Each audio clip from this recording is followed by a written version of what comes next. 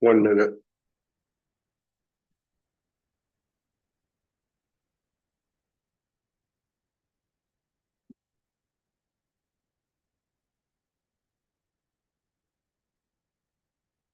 Oh.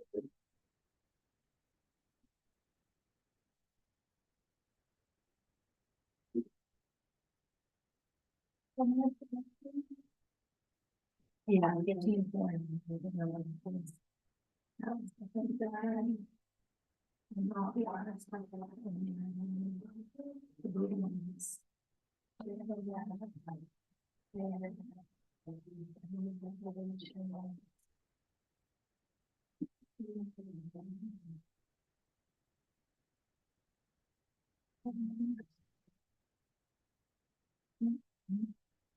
Ready to go. You guys go. Yep, I believe. Good. Yep. I call the ordinance city council meeting for the city of Petoskey for October 7th, 2024. I ask you to rise with me to pledge allegiance to the flag of the United States of America. I pledge Allegiance to the flag of the United States of America and to the republic for which it stands, one nation, under God, indivisible, with liberty and justice for all. Dear City Clerk Beck, would you call roll? Demore, present. Shields, Here. Wagner, Here. Walker, present. Murphy. Present, we have a quorum.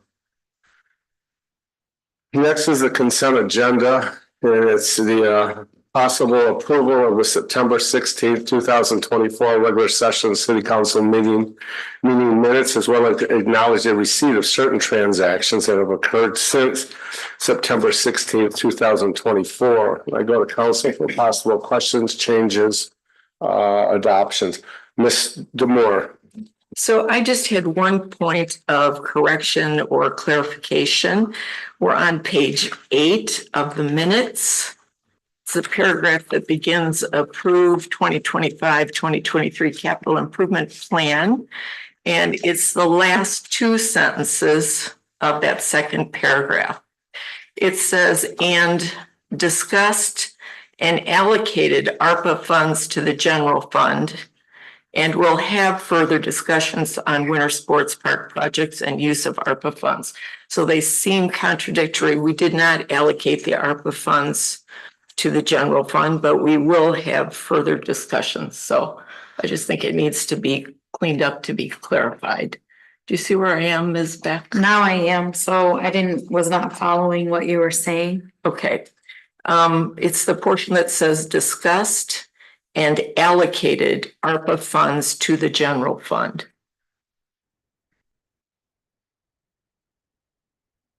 Okay, so And we didn't.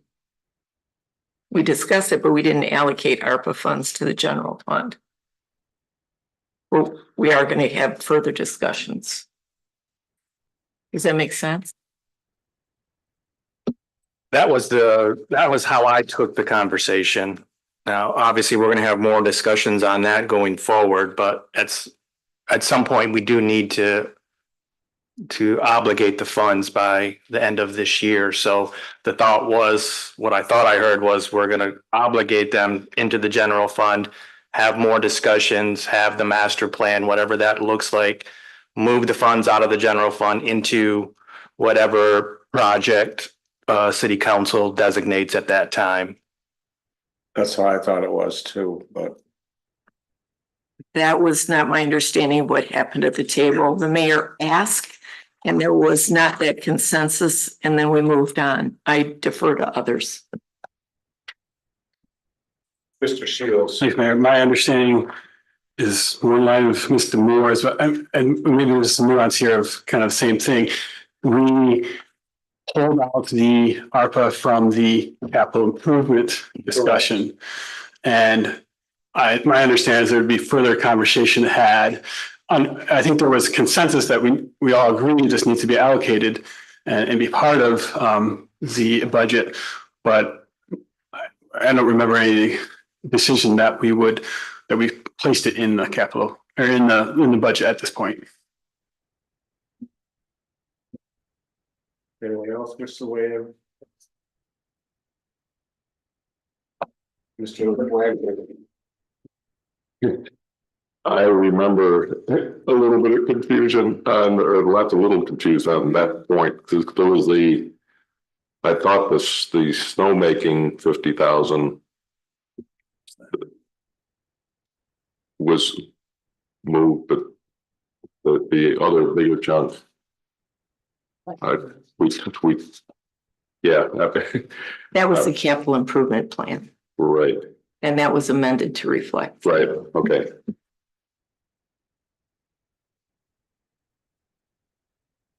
My recollection is that the mayor asked if there was support for moving the funds to the general fund, that Mr. Wagner concurred, no one else did, and we moved on.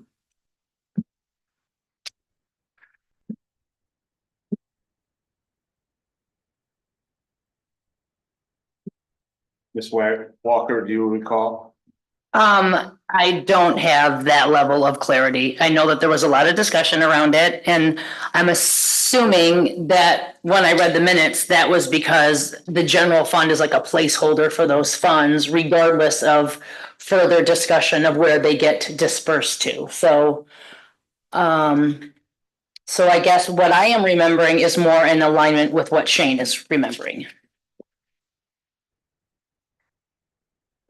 Yeah, it's simply a placeholder for now. It's kind of where it's been. So certainly there's going to be more discussions to pinpoint where that ultimately goes, and likely that conversation or that discussion will be had or maybe finalized by the end of this calendar year when it needs to be It will be. encumbered. Or So returned. it's just kind of right now it's just a placeholder. I'd be happy to defer to the recording of the record, one way or the other.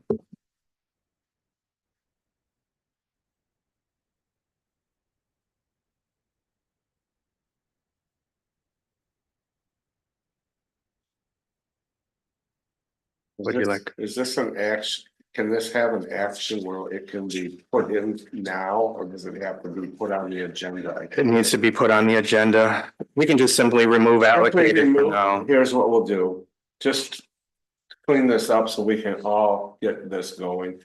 Please remove that from the minutes.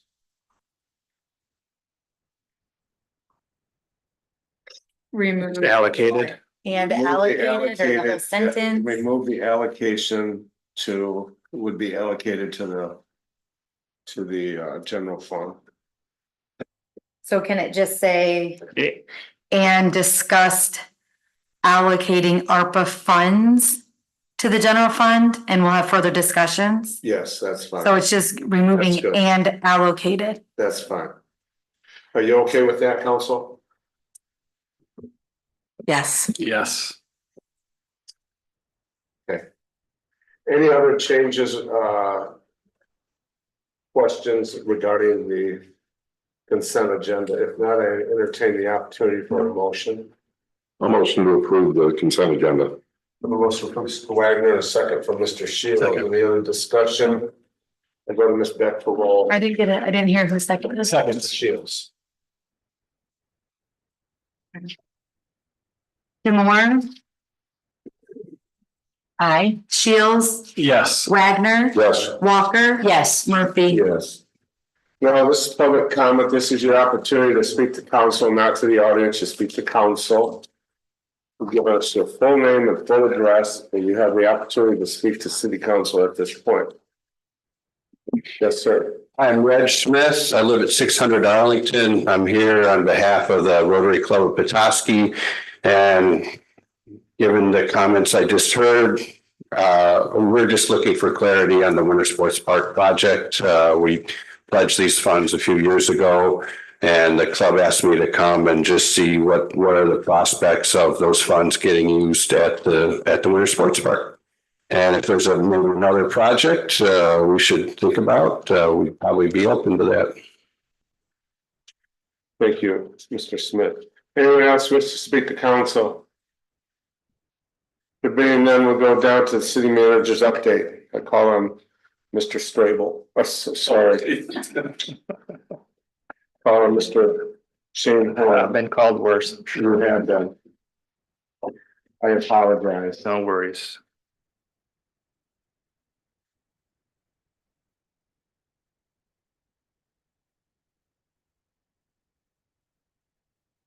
Thank you. A few updates this evening. I want to highlight our staff this evening, as this is our first meeting of the month. A number of staff birthdays for the month of October highlighted. Can you reduce that down a little bit, or is that not possible? Highlighted by Mike Robbins in Public Works, celebrating a birthday over the weekend. Nicole Stradling in the Finance Department. Larry Donovan, Public Safety, Rob Eichler, Electric Department, Mary Holbein in the Library, Chad Bradley, Water, Wastewater, and Fred Help in Public Safety, all celebrating birthdays for the month of October. As well as work anniversaries for the month of October. Michael Dolan, one of our newer public safety officers, celebrating his first year of service to the city. Connor Kish, Public Safety, 2 years. Eric Hoig, Public Safety, 7 years. Ben Carlson, Public Safety, 18 years. Pat Costello, Public Works, 22 years. And Lieutenant Schultz, Public Safety, 23 years this month. Coming up, upcoming public meetings next week, Parks and Recreation Commission meets on Monday at 6. Downtown Management Board on Tuesday at 6 o'clock here, and Planning Commission on Wednesday, October 16th here at 6 o'clock. Wanted to also celebrate a couple staff promotions. As you know, when Sherry, I just lost Sherry's last name. Elliott, thank you. Retired from the city a couple of years ago. Chad Bradley kind of stepped into that role unofficially. And so in talking with Mike, we really wanted to make that an official promotion for Chad. So Chad moves from a crew leader into a water wastewater supervisor role in a similar vein of Marty Flynn. So those two essentially will be, Marty will continue in his role, but both of them will be doing water wastewater supervisor work. Chad has the highest license that you can get from a certification standpoint. He's been with us for 13 years, so we celebrate him and his promotion into this supervisory role. And Brad Cooper was promoted recently to Public Works crew leader. He's been with us for 22 years, so he kind of fills the role that Chad departed from. So happy to celebrate those staff promotions as well. One other thing, I didn't put a slide together, but just project wise, you all can kind of drive by the big projects that are ongoing and kind of see progress. But Maple Block Flats is really making good progress on infrastructure, putting in storm sewer right now. They have not had a need to do any sort of dewatering, which has been great. It's been fairly dry. Elmer's is a very seasoned contractor. They've done this before, so they know how to work in a wet trench, if you will. So they're making good progress, taking advantage of some really nice weather, making good progress there.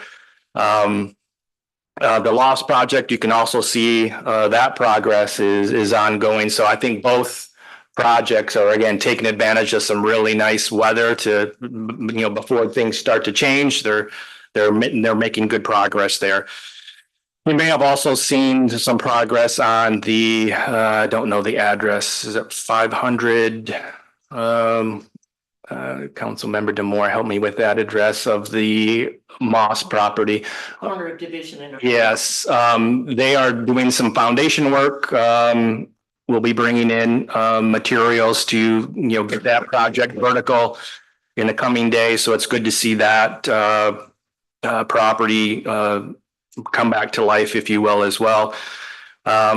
Hearing good things on the Emmett and Michigan former Hotel Del Rey project. That is a letter of intent has been signed by the owner. That is a very, very tight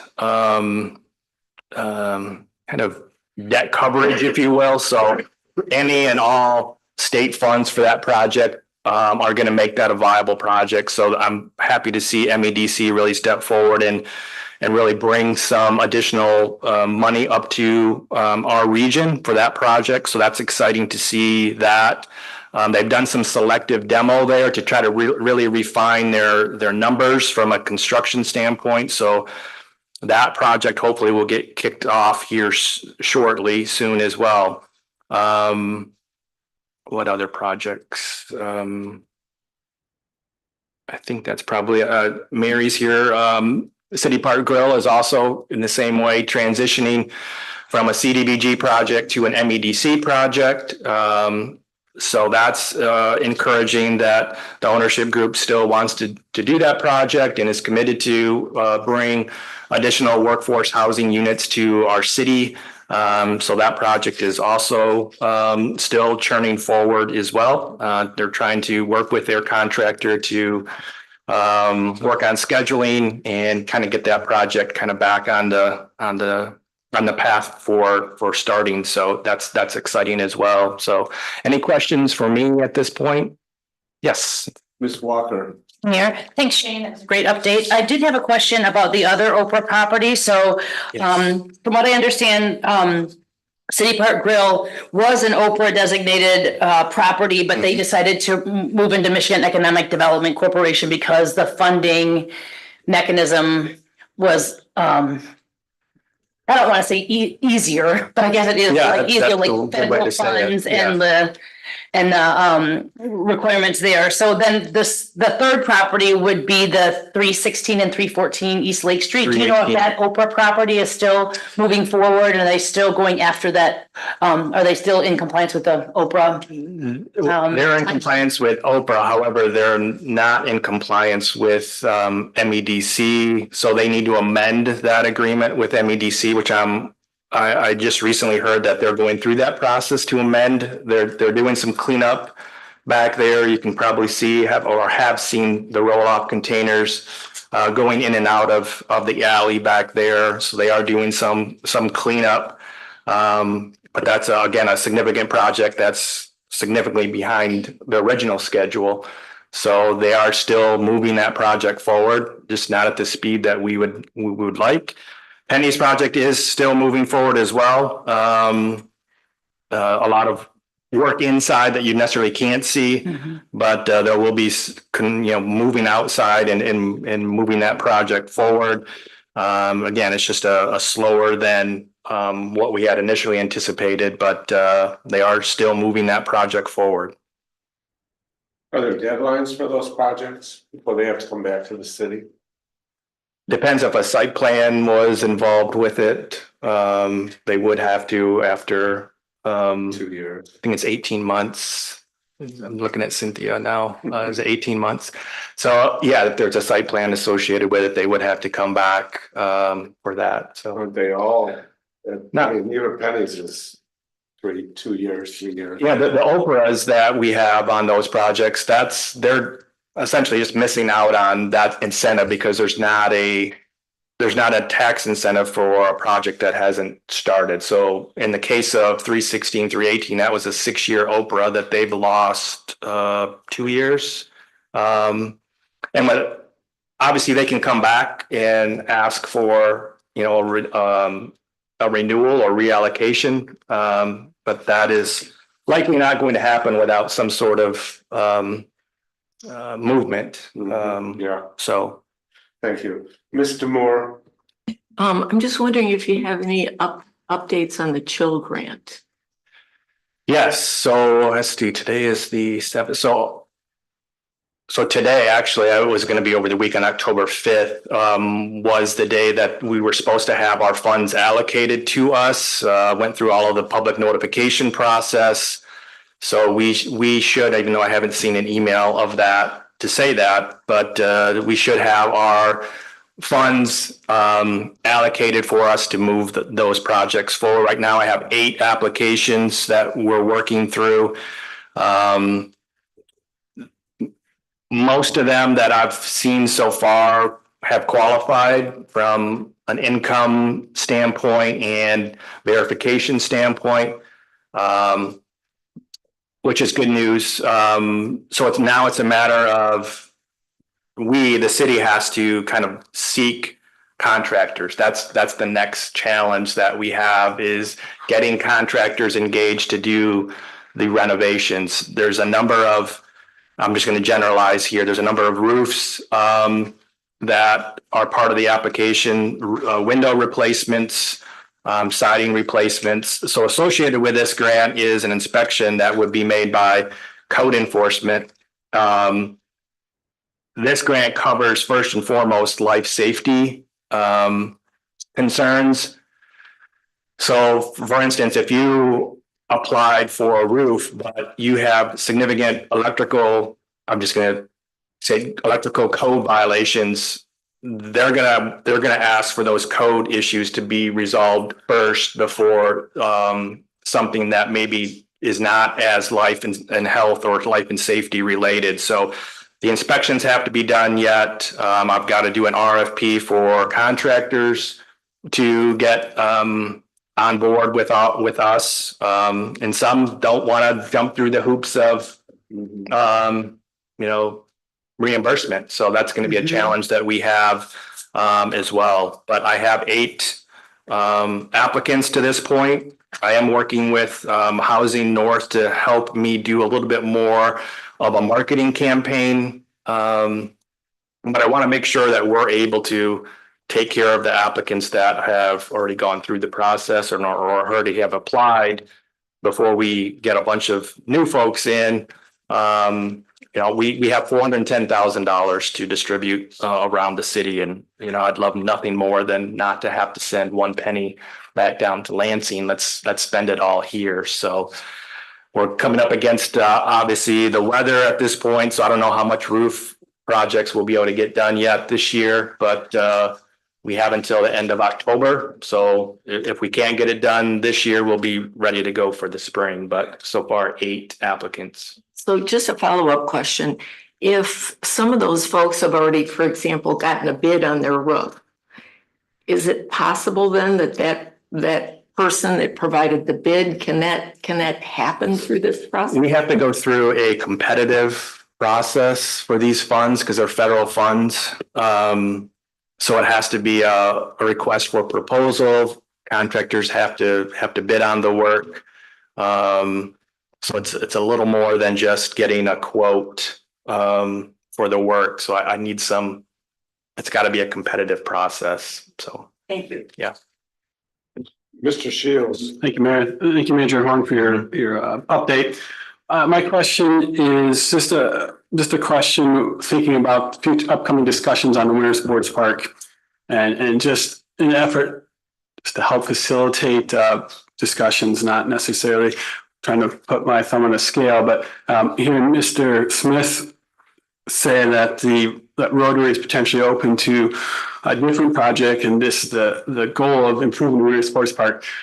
I'm wondering if it would be helpful to ask that same question to the Sports Commission and some of these other funders that we have funds at hand.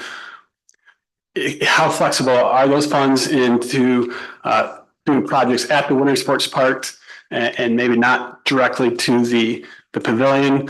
I'd love to do it all, but I was crunching some numbers. Thanks for those numbers you gave us last time. Crunching some numbers, I think we're about 1.1 million in the hole, be able to do it all. So we're going to have to make some decisions on priorities. And so how flexible those funds are would be helpful for a future discussion. I believe that 1.2 million was for the chilling of ice, wasn't it? Wasn't that then? Yes, that is correct. Is that the one you're talking about? When I include the projects, I include the pavilion, the upgrades to electricity, water, infrastructure, the chilling of the ice, and magic carpet lift. I believe the chilling of the ice was 1.2 million. Am I correct? Yeah. The chilling of the ice is 1.2, and you said 1.2 for the. Well, that's the gap of. So, I have a spreadsheet I'd happy to share with you, Mayor. The gap of so we have 1.2 plus ARPA is 1.8. If you add the total, if you add all those things that is listed, we're still short 1.2 million to do And that's, yeah, that is the gap, that is the cost of the chiller as well. So what you're identifying is potentially if that's excluded, we'd have enough funds, but that is part of the discussion I hope we get to have.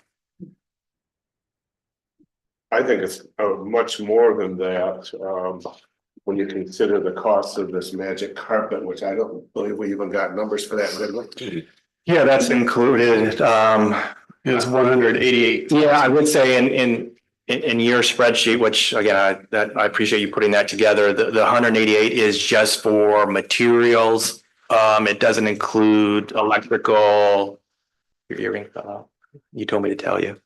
It doesn't include any electrical to kind of get it going, if you will. And that was 2020 numbers too. So take that into account. So it might be a little light, but that kind of between, $200,000 to $300,000 likely is where that's going to run. And if we hook that up, we also have to get a groomer to push the snow around because otherwise it's all going to go on one location for the sledding hill. There's many more tens of thousands involved in that whole process. Yeah, these will all be. Mr. Wagner? Yeah, since it came up and since Mr. Smith brought it up, and I've said this last couple of meetings, somehow I had a different idea than others of what the project was. The pavilion project that Rotary defined and supported is just the pavilion, which is 1.2. It's not all the ice making, not all the electric, not all the other stuff that's come up in the last couple of months. That project could be funded and was supported by council, and that led staff to go and apply for grants and did everything they were supposed to do.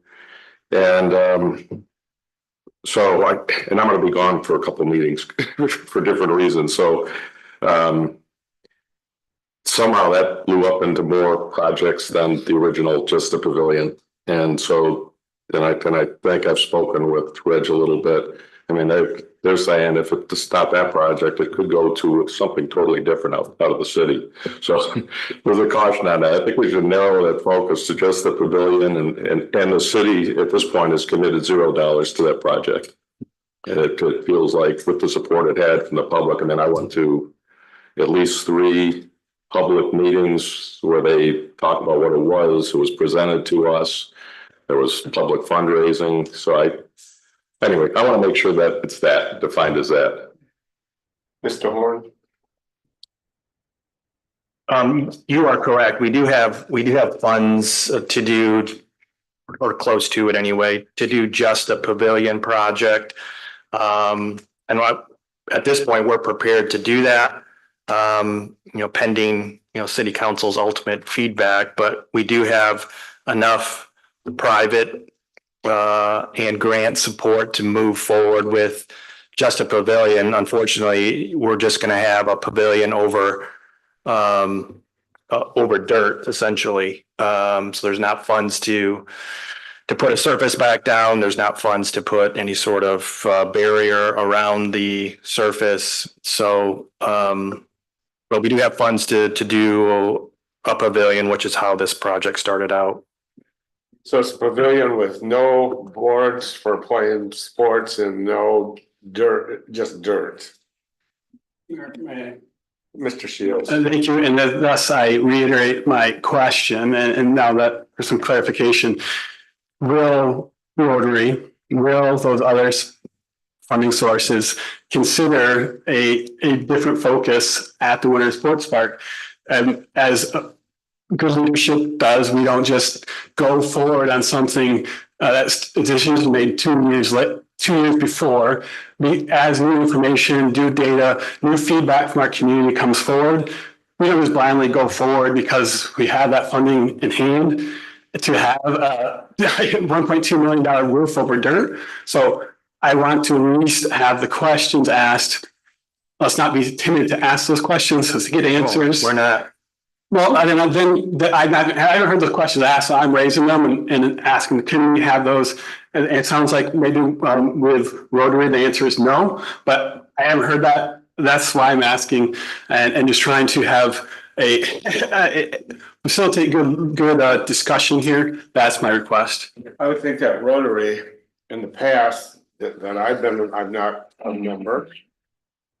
But projects have been identified prior to them making a commitment to funds. I don't remember groups saying, we're gonna give you $500,000, we're gonna give you $300,000 and go do whatever. It's always had an identified project prior to it. Right, and I know that there's a community supporting organization. They're interested in doing what the community is calling for. And as a representative of the community, I'm hearing strong desire for a broader look at supporting the Winter Sports Park, not just a pavilion. That's amazing because I've heard both. They want the Winter Sports Park and they also want the pavilion. We must not be talking to the same people, but I've heard both. People want a pavilion, people want Winter Sports Park improvements. That's what I've heard from my clients, or whatever you want to call them. Ms. Walker. Thank you, Mayor. And I appreciate that discussion too, Derek. So I'm grateful that all of you are bringing it up in that context. I think that also public perception about what a pavilion entails and that like it's going to mean skating for hockey players is like what my son told me. He's like, of course we want the pavilion project, Mom. That means we get to skate and play hockey down at the Winter Sports Park like we used to do back in the day. Remember, Mom? And I was like, oh, well, I think that there's so many layers of understanding of what the pavilion will bring. And if that's over dirt, I wonder as well as if our funders realize that it doesn't include ice or maintenance or chilling or preservation of ice, that it's going to be a pavilion with year-round possibilities. And I know that that was very attractive to a lot of people in the community as well. So I think there's some mixed messages happening, which is, I think that's probably totally normal for people to have a perception of what one thing means versus the actual reality and when it comes down to the funding mechanisms.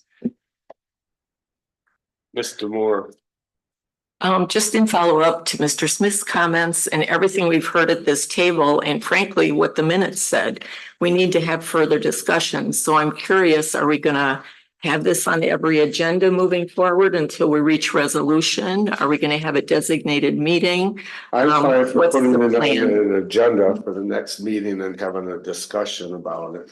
Because to just throw this out here without anything sitting in front of me, I'm not gonna vote on anything without something in front of me. Well, I agree with that. That's why I'm mentioning this, and also to say that we're going to need information to do good decision-making. I think Mr. Shields raises some important information. But anyway, I'm just looking for a plan of action for this to be on the agenda until we reach resolution. Thank you. The plan that I am planning on proceeding with, unless I'm told differently, is we are getting quotes for a master plan for the Winter Sports Park. We'll engage the public, have them come out to the facility as a typical master plan. They'll provide us, feedback, comments we'll have an open house and we'll get that feedback. We'll come back to City Council with what that feedback says, and then proceed accordingly. If that's not your desired path, then we will again keep putting this on an agenda, but I don't know if that's all that appropriate without going through this process. Mr. Moore. And what's the timeline for that proposal? We're seeking quotes right now, so we would hope to have this done by the end of the year. Get the master plan done, get the open house scheduled, and get this moving forward. But we have to allocate the funds before the end of the year. Which again, Funds can be allocated to the general fund. Is this correct, Mr. Mhm. Horn? They can be allocated to the general fund. And the city can then do what they want with it in the future as long as it is spent by 2026. yeah, we can just call it generically Winter Sports Park improvements. We don't have to get down into the weeds of how we allocate it for that, for the purposes of encumbering the funds by the end of the year. Once we go through the process of a master plan, get the feedback, then we can really pinpoint where those funds would go. We'll have that list of infrastructure needs, all the things that we've talked about and, get the feedback from the public. And then we can allocate those funds again based on that feedback and your input. You okay with that, council? We'll be on, all right. You want it still on the agenda for the next meeting to discuss how we're going, the winter sports park, or if there's no master plan to look at, are we gonna talk about the cost and all this stuff, and that we have not, as you want to involve public in this transparency that you talk about, then we probably should not discuss this until we get a feedback from the drawing up of the plan. Mr. Shields. Yes, Mayor, I'd like to have it on the future agendas and keep the discussion here in this very public format and have more information that we are requesting to have the discussion. We have a lot of information to continue this discussion. That is my opinion. Thank you, Mayor. But until you have a master plan done, how can you discuss cost, items you're gonna purchase, items you're gonna reject? How can you talk about any of that without a master plan, looking at what the public has weighed in on, as well as council and having the opportunity to weigh in on? Mr. Moore. Well, I'd be interested to have a discussion about what those component parts are. That's kind of been a moving target since we began talking about this. Like tonight, I've heard about a magic carpet. I don't know really if there's consensus around a magic carpet. So yeah, I'd like to have a discussion at this table about, what are some thoughts about, and this certainly could be informed by Mr. Klingelsmith or whomever else has expertise on this. But yeah, before we move forward, I think that would be a good discussion to have publicly. I defer to my colleagues. My biggest concern is, and I take input from lots of people as you do. You take it from the wards, I probably get it from the whole city. But my thought has always been, there are one or two people that are very loud that will show up and want, let's say, downhill skiing.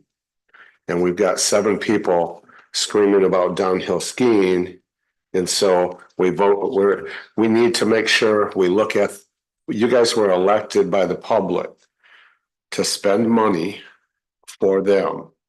This is not a democracy, a pure democracy. Everybody doesn't vote on everything, but they've empowered you by voting for you to make some of these crucial decisions and to think on your feet and also collect information and make some good decisions. And I'm sure we can make some good decisions given getting some reports back on the direction we want to go. So we'll put it on the agenda and we'll move on to the next item then. Ms. Walker? Thank you, Mayor. I do have another question.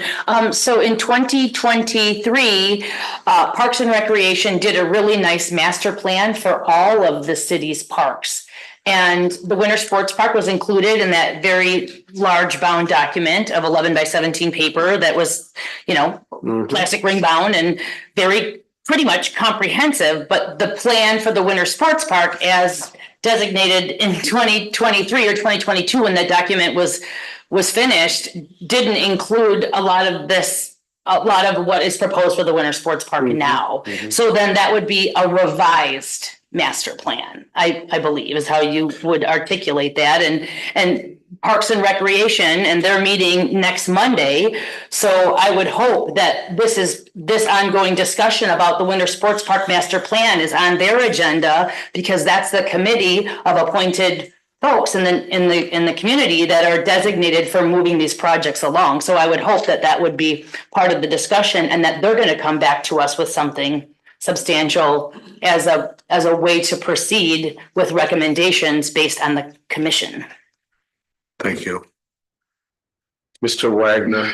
Yeah, my only further comment is, I feel like it's city staff's job to go do the homework and bring it to us, rather than us as people who, it's not our job to understand the intricacies of a sports park. So I feel they should do their job, bring it to us, and we can ask for modifications, challenge And so on. I mean, I remember a prior city manager, and I think I talked to Shane about this when he came on board, would bring things that were kind of half-baked to council, and council, of course, discussed them. One was about what kind of metal to use on a stairwell, and I don't think that's our job. It's staff's job to do that. Moving right along then. All business first reading of proposed ordinance amending chapter 15 short-term rentals regarding licensing. I'll turn it over to City Manager Horn. Thank you, Mayor. We do have City Attorney Stowers on with us. I know she has another meeting this evening, so I don't want to, I want to get right to the ordinance and have her available for your questions. We did, based on the feedback last meeting and the changes, we thought we needed to kind of reset this and kind of put it back on for first reading and discussion. Based on the few tweaks that were made from the last meeting. So while our attorney is with us, I'll just open it up to your feedback and comments. So while she's with us, she can get some of those questions that you may have on a legal side answered, so she can move on to her next meeting.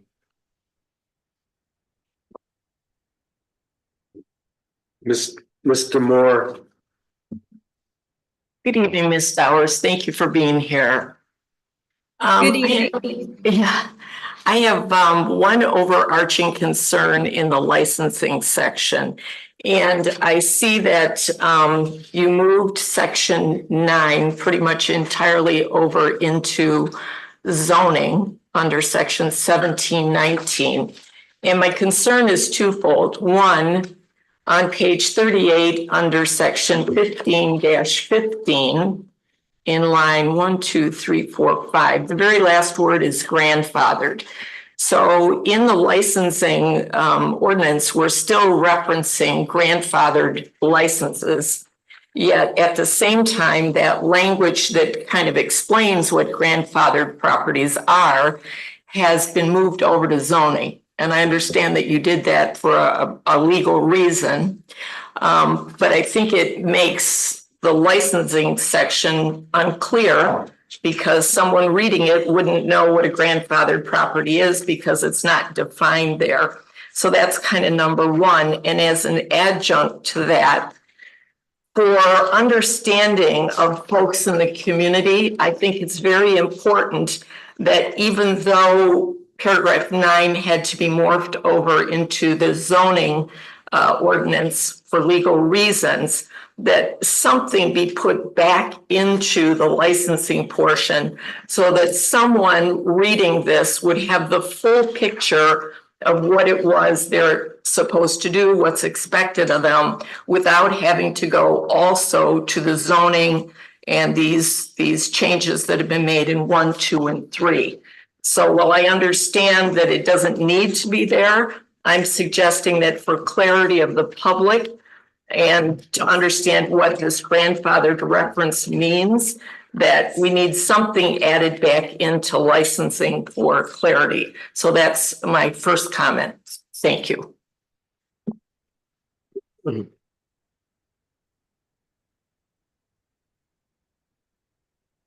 I have questions of why did we get to the point where we are looking at grandfathering apartments, houses in? I'm just not sure why we're doing this.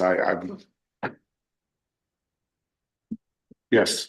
Well, what I'm referencing are the grandfathered properties that are right now in residential districts, essentially.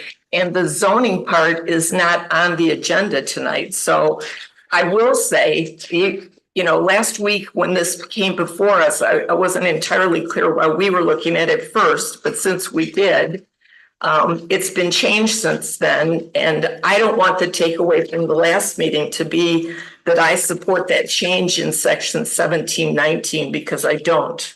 I think it's very unclear, and I'm not sure what we're trying to accomplish there. But again, I defer to the planning commission because at this point, it's before them and it's not before us. But just to be clear, if anyone would walk away with the understanding from the last meeting that I support this, it's been changed in the interim and I don't. And apologies to all if that was clear as mud.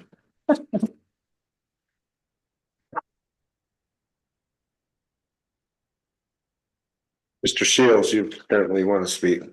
Thanks, Mayor. I had a different comment, but I guess my question to Mr. Moore is, is that a definition that you're suggesting, or do you have suggestions for what that change or explanation of grandfathered could be? I would, defer to Ms. Stowers to draft something, but for me, it's more than just a definition. I'd like people who read this licensing agreement to understand they have to comply with what's in here, even though they're grandfathered. If you look over to what's been shifted over to the zoning agreement, that's what it said before on the licensing side. It says the grandfathered properties where they're not a principal permitted use, provided those properties comply with the requirements of this ordinance. That used to be on the licensing side. Now it's on zoning. So I just want something in there so any lay person that read this would have a full understanding of what was expected of them without having to reference over here, which gets kind of dense, I think, for respectfully a lay person to understand. So I would defer to Ms. Stowers to draft that, and I don't know if she wants to offer constructive input on my comments or her thoughts. I would defer to what council wants to do. To me, I didn't see this as being unclear, just because anyone that is looking to do a short-term rental is going to necessarily have to look at the zoning ordinance because it's also going to contain requirements and specifications that aren't necessarily appropriate in a licensing ordinance or a general ordinance. Paragraph 9's changed to say only those properties specified in zoning ordinance section 1719 are eligible, and then it sets out the categories, meaning the different zoning districts where it's appropriate, as well as what it means to be grandfathered. And the zoning ordinance does have a provision in it that requires any STR to follow the licensing requirements that are in this chapter 15 general ordinance. So they do go back and forth. They do dovetail. I'm not saying we couldn't put the grandfathered language in here. I mean, just like we did the hotel motel language in here. That's not to say that we couldn't add it. I don't know that it's necessary, but it's certainly something we could do. Yeah, for me, the key, I don't disagree from a legal perspective at all, but if you, like, from a practical perspective, somebody reading this licensing agreement goes to paragraph 9. And they read only those properties specified in the zoning ordinance section 1719 are eligible for short-term rental licenses. Then they need to go over here to 17.9 section 2. Yeah. And as a part of that, they say, provided those properties comply with the requirements of this ordinance. Then they have to go to section 3. Short-term rentals are required to meet all other provisions of chapter 15. So it's not legally incorrect what's happened here. I just think it's obtuse and not easily accessible to a layperson. That's my suggestion. How about if you rewrite it and send it to Ms. Stowers, who can then send it back to city council? I think Ms. Stowers is fully capable of drafting it, but I will do whatever she would prefer. Well, but I think she already had sent us. Is it right that this was what you sent us? You've looked this all over. The definition, yes, the definition of grandfathered that's set out there is the same that existed for the most part in the original ordinance. Right. These are all properties that are already grandfathered. There should not be any new grandfathered properties at this point. But there is no definition of grandfathered properties now in licensing, right? I don't see it. You're stating that there needs to be a definition. It's referenced in section 15-5. Line 5. Excuse me, 1, 2, 3, yeah, the last word. So it's referenced there, but it's not defined in the licensing ordinance anymore because section 9 has been moved. But what we could do is we could put a definition of grandfathered up in the definitions section. And then referencing, you know, pretty much word for word what we would say in the zoning ordinance, and that way it's clear. I don't have an issue with that. Well, we've already met. Yeah, you and I really don't have a disagreement. I'm just looking for constituent clarity.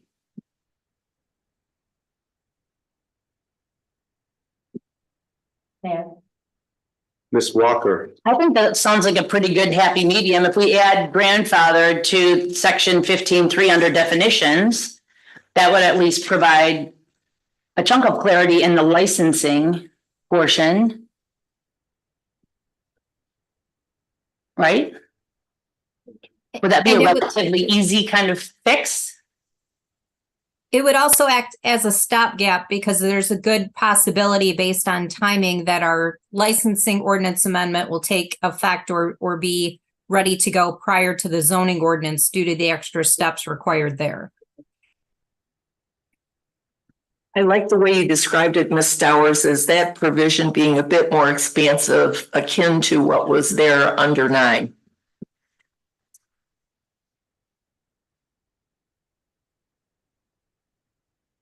Okay, I can make that change. this though. That's not a part of this. Not the licensing. Of the other, of the other words, yes. I thought we were moving into that. Mr. Shields. Ms. Stowers, I just have a question on a change I noticed. This is section 15-4, number 6, letter H, page 37. We'll see what we jump in. It is a licensee who qualifies as a hotel or motel must obtain that type of license. I know in the previous version, there was a question of should they opt to choose? I see that this is saying that they must obtain that type of license. I don't know the material differences between short-term rentals and hotels. And are there any harm or negative impacts for allowing the choice here? What was the reasoning behind this decision? My understanding is the idea is that if you had, for example, someone that had the capability of a motel, they had, say, 6 units. I'll go broad because I don't think there's one in Petoskey that necessarily matches this. But if they had 6 units, they could take up 6 STR licenses and prevent those from going to other places that might provide that type of housing. Whereas if they're required to do a motel license, that frees up and provides additional units available under the cap. Thank you. Mr. Moore. I want to make one more try for changing this period of time on page 35 under short-term rentals, which is currently a term of less than 30 consecutive days. I really want to advocate for this to be longer than 29 days.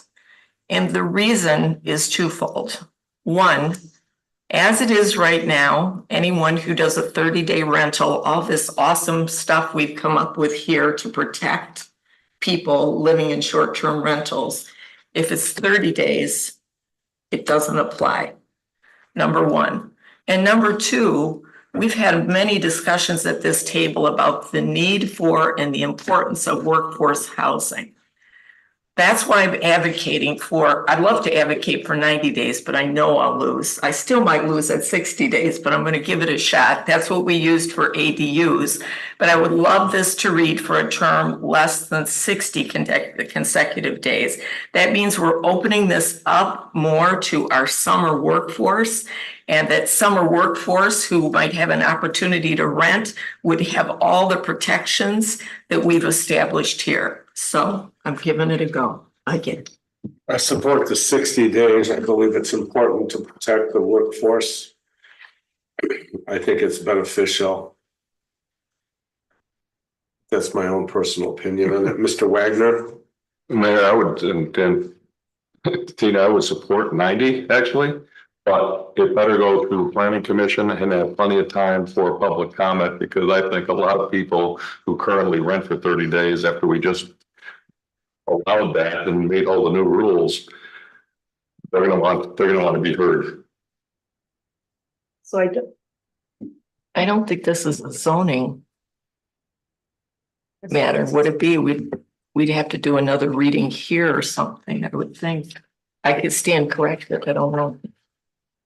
That's a pretty major change. Yeah. Short-term rental rules. Yeah. I think it would be best to go to planning commission with it. Unfortunately. I don't think it goes to planning when it's on the licensing agreement, does They it? don't have to, no, but I think They don't have to. the thing is, this is a pretty significant change, and so maybe doing a public hearing here makes sense, where we try to engage as many people as possible to get feedback. You good with that? Are you good with that? Ms. Walker, Sure, yes. Mr. Shields? Yes, for 60 days, not 90 days. Because I don't know, Rhonda, is there any sort of legal ramifications to this change? Proposed change?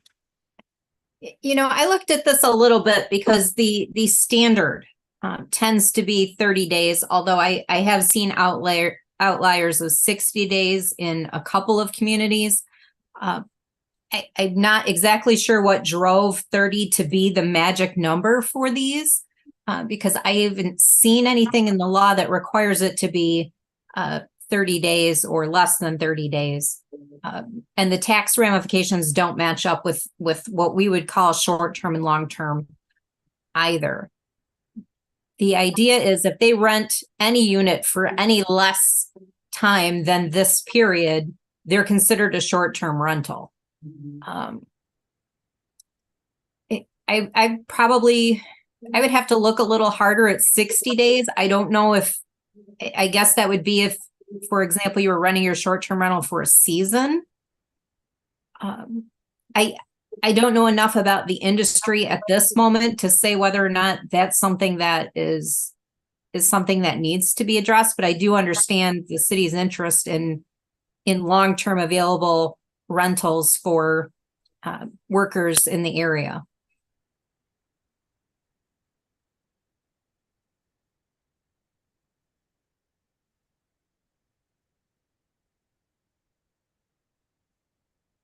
Mr. Shields? I move on to another comment. And also the preface, why would I stick to the 30 or stick to the 60? And again, is a desire to strike a little bit of balance here. Understanding that the short-term rentals, this regulation, this ordinance that I do support, is needed right now because we have a housing crisis. But this one, for the record, bring up one of the items that I do not love. I will continue to support, but it gets at it was kind of point I'm trying to make, and that is section 15.4.6 E10. And this is top of page 37. It says the dwelling for which the license is sought is ready for inspection at the time the application is submitted.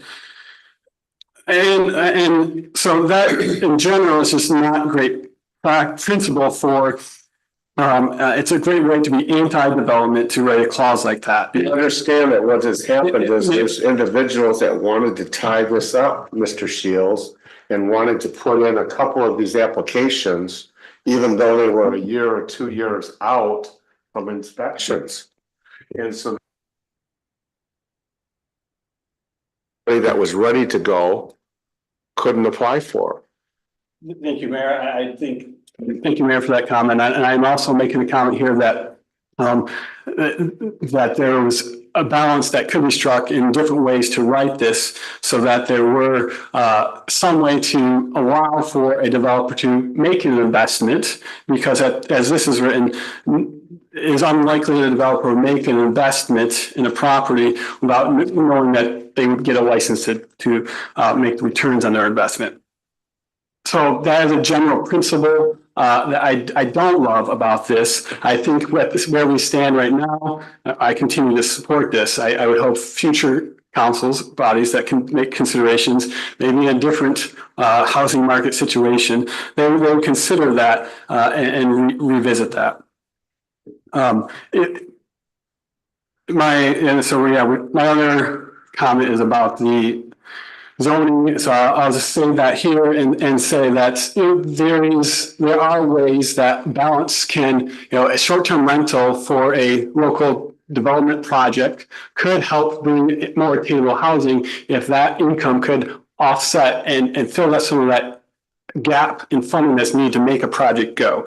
So I just urge us in the future to not be as black and white that no short-term rentals are bad and we need to have long-term housing. I think there could be some balance. That was my intent with that comment. For the record, for the future bodies to look at the situation we are in and look for balance. Thank you.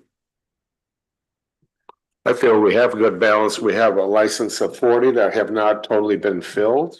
We identified 40 as an opportunity. They have yet to be filled. We've said that we would come back and revisit if and when that happened to possibly increase the numbers. I believe that we've gone out to find that sweet spot, that balance for workforce, while at the same time short-term rental availabilities. So where are we going from here? Anything else, council, on this one? So is the plan then to just await the grandfathered provision and input from Ms. Stowers on the 60-day possibility? Is that? Well, you've also identified. Well. Let's see her taking notes there. I'm sorry, it was the grandfather provision, looking at the potential for a 60-day window as opposed to a 30-day window or less than 30-day window. Was there some other portion that needed to be reviewed? Mr. Moore. I do have one other question, Ms. Stowers, in, oh boy. Hold on, this is page 37 of the packet. Paragraph 7, in the first iteration of this, there was the word irrevocably in there. This has to do with people who don't renew on a timely basis. And it used to say irrevocably elected not to renew his or her STR license. And then that was removed. And I was just wondering what the thinking was there.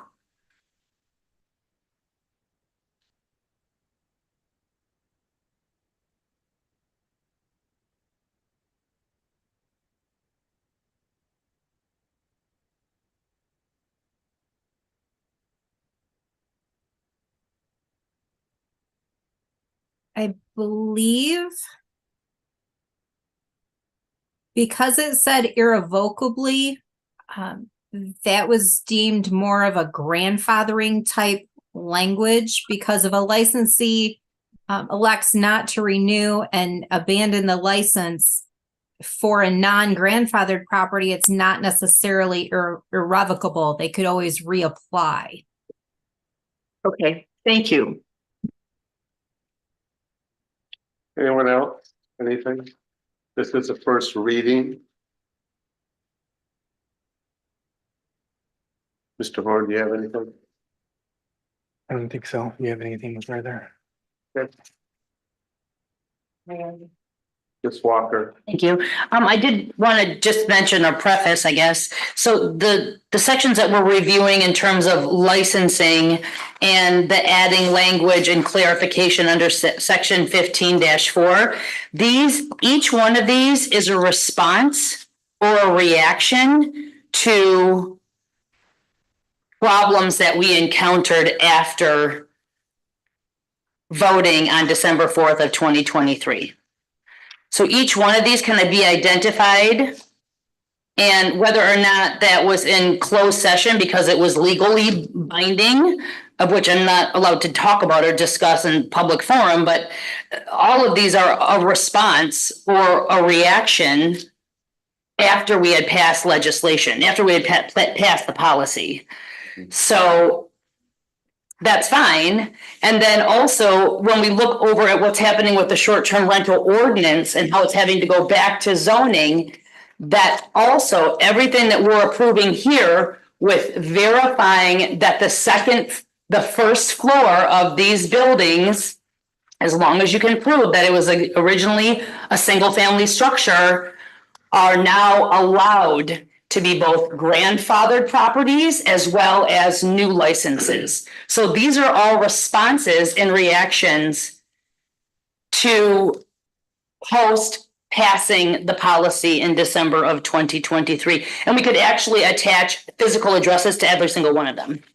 So I guess my question is as planning and zoning is now taken back the zoning ordinance and making sure that the first story applications for Airbnbs is absolutely part of the B2 Central Business District zoning, which that's where it originated from, and that was the intent. It was only in the Central Business District do we not want first floor residential.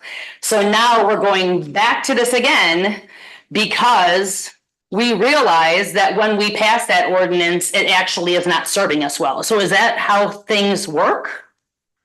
I guess I'm just wondering, like, okay, so the licensing is under our auspice because it's already been at planning and zoning, and now it's come back to us to move forward with a different decision.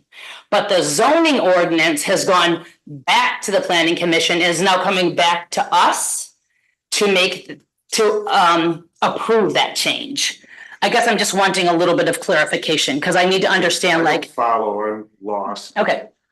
So back on December 4th of 2023, we approved this policy, both the licensing and the zoning ordinance.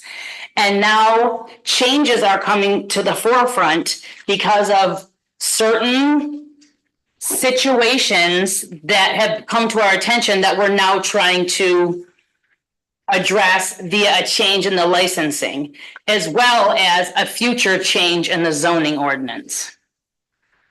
So my question is, because it has to go back and forth between the planning commission and city council, is the licensing is under our auspice right now, but will the zoning ordinance have to go back to the planning commission and then revised again with public comment, and then it comes back to us again? Is that how the process will work? Yes. Yes. Okay. So the feedback that we received, I think you're hitting on that since we went through this process in December of 23. Obviously, we have 1 year operating under those ordinances. We've learned some things in that way from a public safety standpoint, from an inspection standpoint. Public safety simply would prefer to treat an STR structure just as they treat a business when they go through and figure out capacity. They go by square footage and they want to kind of do the same thing. It's simpler for them. It follows the fire code that they're underneath. And so that feedback from them, they struggled with that change initially. So we're trying to give them some tools to clean that up on their side of it. And then while we were looking at it, what else makes sense? And some of the feedback that we received in closed session to address maybe some deficiencies in the initial ordinance we've tried to capture in this. Obviously, ordinances, we learn as we apply, and if there's things that we can tweak and modify to make them more usable and in line with city council's desires, then that's certainly something that we would do and continue to do. Thank you for the clarification. All ordinances, with time, revisiting, I think if you look at the city ordinances, there's been a lot of changes over the years of city ordinances. And I think it's a healthy for revisiting and to make updates or upgrades to what you have going. So I appreciate seeing this. I do have a question, as far as how many, we're talking now of if a building at one time was a residential and now it can be used as a short-term rental. I have issues with that. I want to know how many are we talking about? I feel, I want more clarification before I would support something like that. I would reject the whole thing without clarification on that process. Ms. Walker. Yeah, thank you for saying something about that, Mary. I guess my question also is right now, as it stands, there are several first floor short-term rentals that have been licensed. They're all in non-residential districts. They're mostly all in business districts, whether that's B1, B3, B4, 5, 6. And they are not in compliance because they have they're on the first floor. So we're also potentially modifying an ordinance so that those current applications become then in compliance with the law. Right? Yeah, I mean, that's the feedback that we thought we heard to maybe cure some of that. And it would be on us as staff to make sure that we go through the process of establishing that history, if you will. And certainly that's another step in the process, but if that's certainly not the desire of city council, then, that's certainly feedback that we would need to have. Then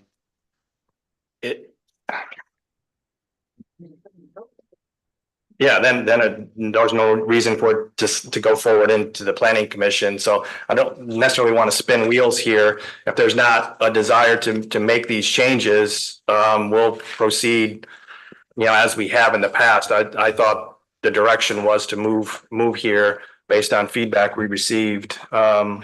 I would just for clarification questions. I'm not being accusational or anything. No, I'm not saying. I can go down the list of every single licensed Airbnb because we've been provided with those lists for, quite some time. And there's several of them that are in Ward 4 as well. And I could tell you, oh, that one's on compliance because it's on the first floor and that's a duplex on Grove Street and that's on the first floor and that's in the business district. I mean, it's really clear to see that either folks are they're in compliance or not. And with the new relicensing, it's really none of my business how that played out. But I would question, were those folks that were once had a license, but were operating in a business district as a duplex on the first floor as an Airbnb, and they've been had licenses forever. Now with the new laws passed officially in December of 2023, were they now not in compliance?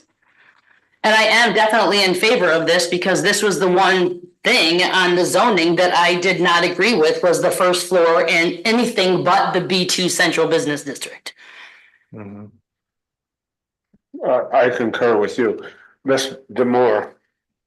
I'm just going to say, broadly speaking, I don't agree with this provision as written. I think for administration, it would be a hot mess. That's not a term of art.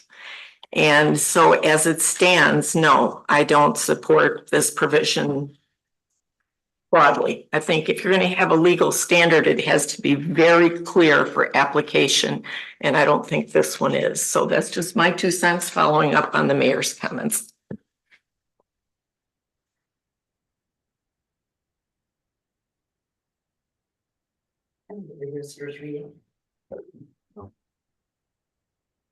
So where are we going, council, for the second reading?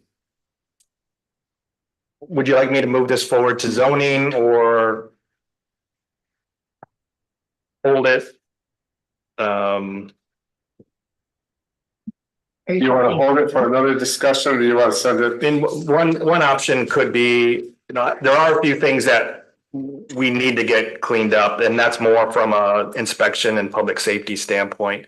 We could just do those simple things and punt this to January so we can get through another renewal cycle. But there are certainly some things that public safety would like to address. So it makes their inspection season a little more straightforward for their inspectors. I'm good with moving those forward because those are a priority, I believe. Those pieces of it, and we can revisit this in January. I'm fine with that, but Mr. Moore. So I'm just lacking clarity in what we're talking about right now. Let's talk for a minute about licensing. So we've identified 2 changes that need to be made. So that can be easily done, I think. Rhonda, Ms. Stowers is still with us. She's nodding her head yes. So what are we talking about delaying until January? Reiterate the 2 changes that you see. Well, Ms. Stowers already did reiterate those. So One just is reiterate for Okay. those sitting. the grandfathered provision. Okay, And then discussion from her perspective about the viability of this potential 60-day instead of 30-day. Those were the 2 things. Did I miss any? those were the. Okay. I just want to make sure, summary, where are we moving?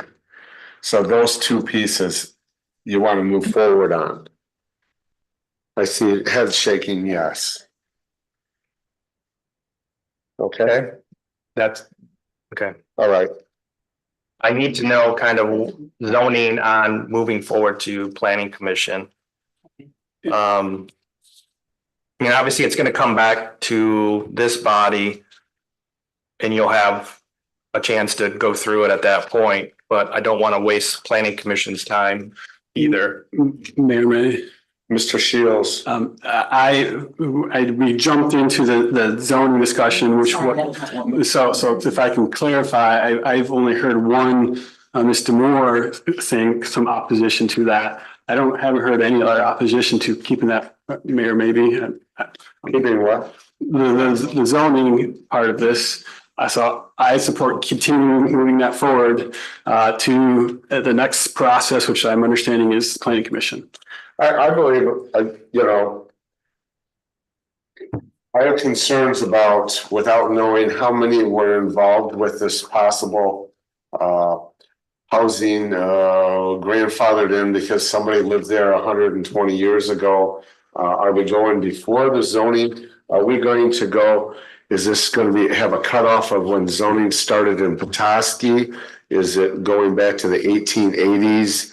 Somebody lived in that house and so therefore it's short-term rental. I want to know. I'm not going to support this until I have some more information on this. That's just me. And that's, I'm sure, my constituents as well. But Mr. Moore. Well, the only thing I want to add to this, and Ms. Stowers can speak to this as well, they kind of have to go together because now that she's moved paragraph 9 over to the zoning, it seems to me they've kind of got to work in tandem here. Am I wrong, Ms. Stowers?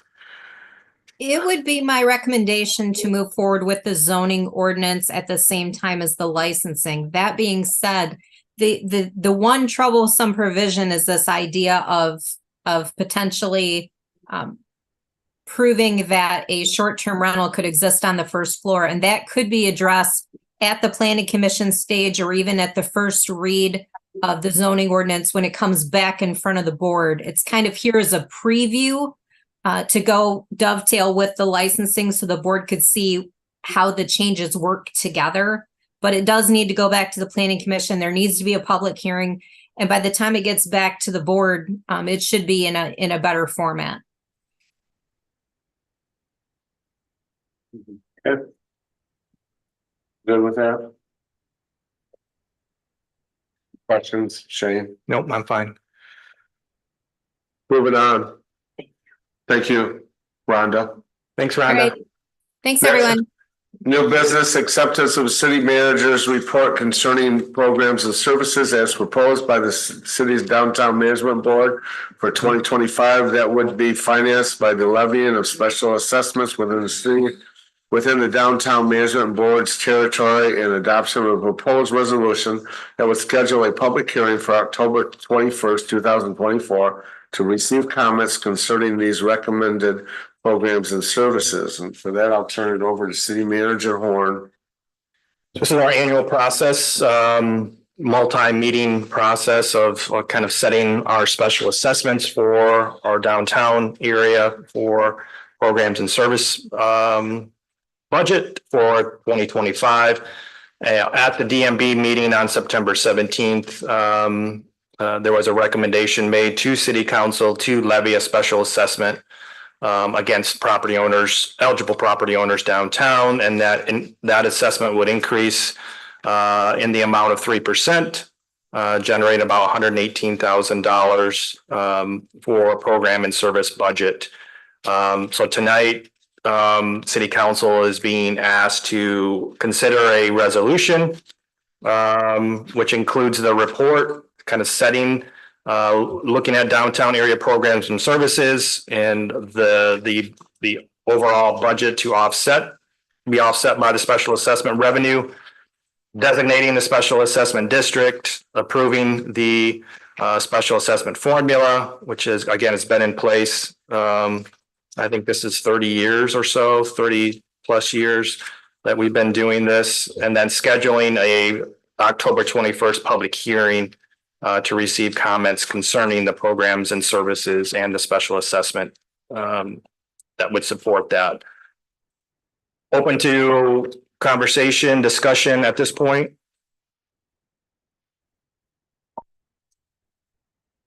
Mr. Moore.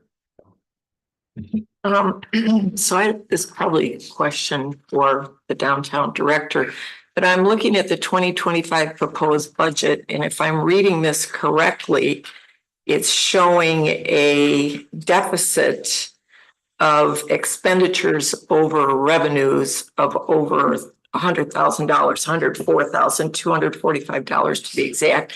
And then I guess I would just ask that you speak to that, please. Yes, Amy Tweeten, downtown manager.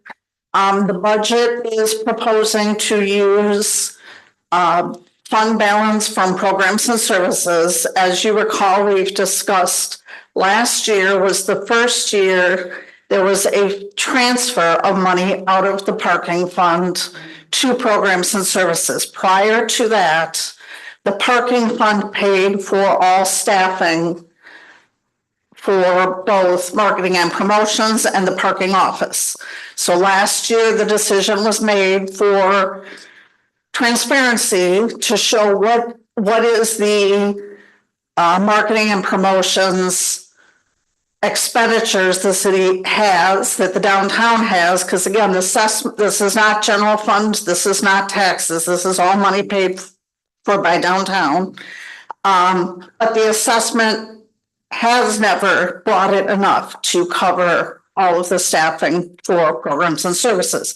So last year there was a transfer from the parking fund, and prior discussions with council, there was an indication that was not preferred. The programs and services, again, that's a special assessment, it's an annual raising of revenue. Just because of what's happened in the last few years, be it COVID or different programs and services that did not occur. We have a very large fund balance. Typically, you don't have a fund balance in an assessment because you're assessing for those services. And typically, this fund hasn't had a large fund balance, but right now we have more than 2 years of assessment in our fund balance. So that is why we're proposing using less than half of that to balance the budget this year. So point of clarification, in your fund balance, you have how much? Over $244,000. So as a follow-up, like what's the plan of action moving forward? You can't continue to draw off fund balance. I mean, I guess you could for one more year, but. Right. That has been the discussion in the last few budget cycles of what are we going to do to fill the gap? And I guess as the new downtown manager, that is going to be my job to figure out.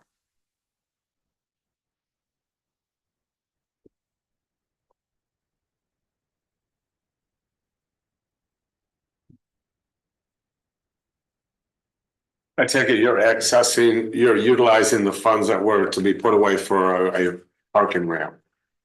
No, that's the parking funds. This is specific to programs and services. Okay, And part of the reason is because of this discussion of the need to put away parking funds for a parking structure.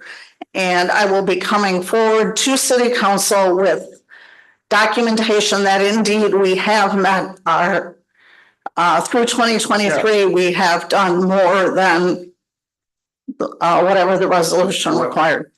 how much is in that fund now, can I ask? In the fund balance for the parking fund, Yes, it's about 1.56 million. okay. Does that have to be utilized for repaving of? That's not just sitting there. Every year it's gonna just sit there. It is utilized for repaving of lots.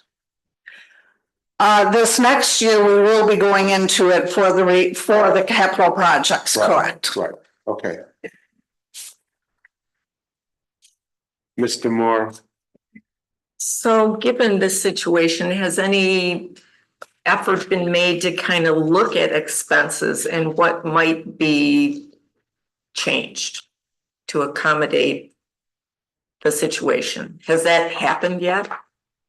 Well, you will see that this current year, there were a lot of events that did not happen. Part of that was just the timing of when the budget was approved and when a staff member came back from being on leave. That's some of the timing. We couldn't get those events to take place given the time frame.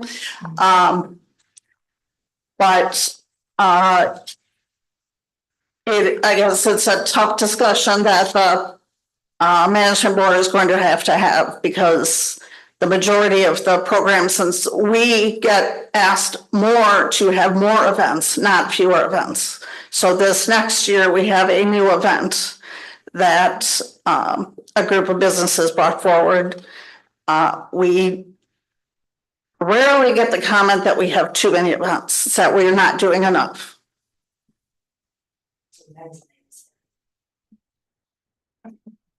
But as a part of this year's budget discussions, putting this together, there wasn't like a deep dive into ways that perhaps that expenses could be reduced given that you're in deficits. No, we were looking at what are the events we have and how can we make the events we have better rather than adding more events. But Other than the men's night. you've only looked at events, you haven't looked at other categories of expenditures. The biggest lack of funds is for staffing.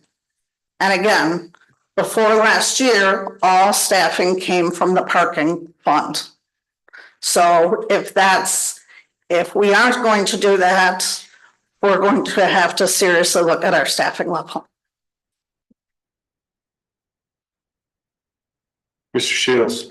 Thanks, Mayor. Ms. Tweeden, am I correct that the process for a downtown business owner or landowner to be part of the decision-making process is through the downtown management board? Correct. Some new comments participating in that. That's how interaction and decision-making happens. Right, and through the management board committees. So whether it's marketing and promotions or parking fund or the design committee, those committees all make recommendations to the full board. Okay, thank you.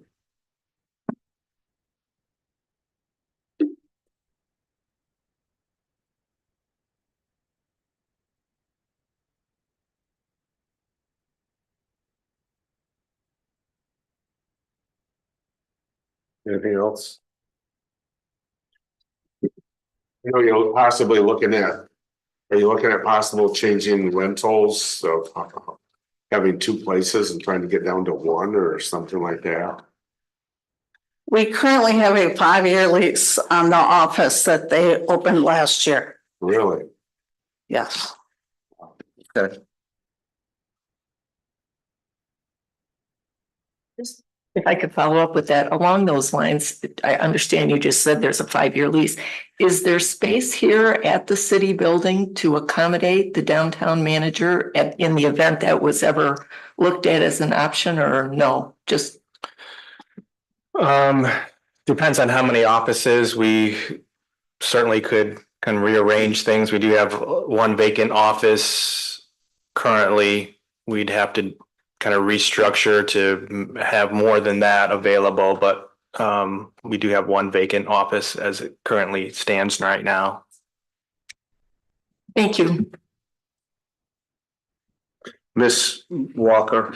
I also just want to comment that because this is the downtown management fund budget, what we're not seeing here is the parking services budget or the lease of that structure. So, and honestly, I've been up to the downtown management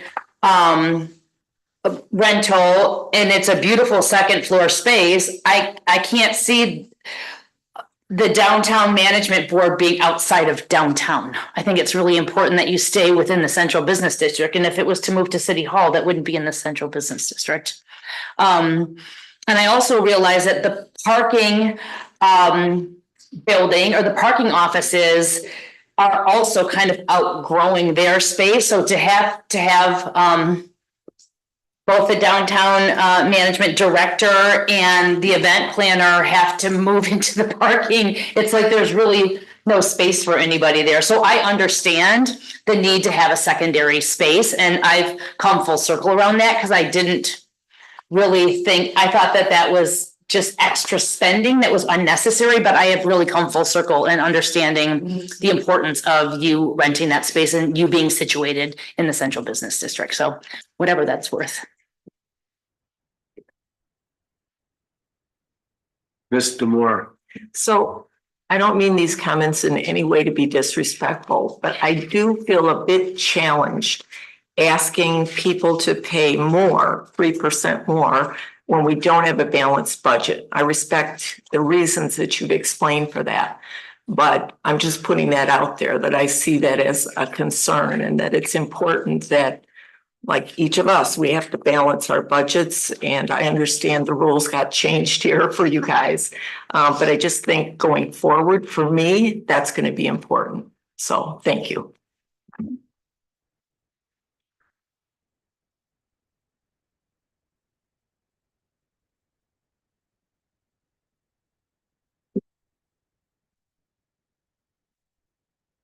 I guess what it means is scheduling of a adoption of a proposed resolution that would schedule a public hearing, correct? Yep.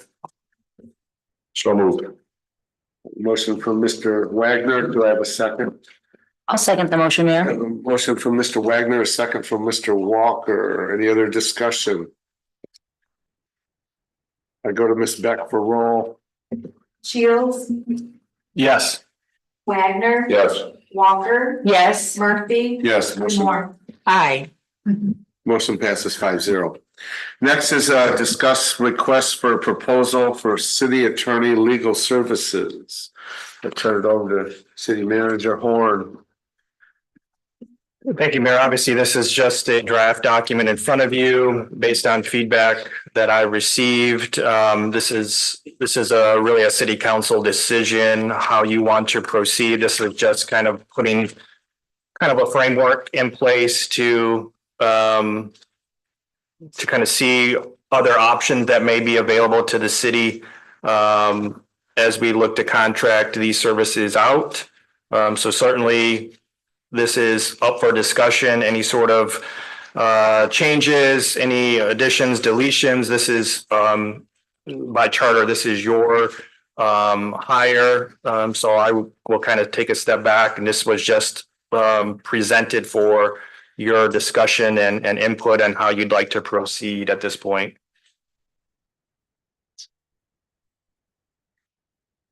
Any input? Ms. Demore, I guess.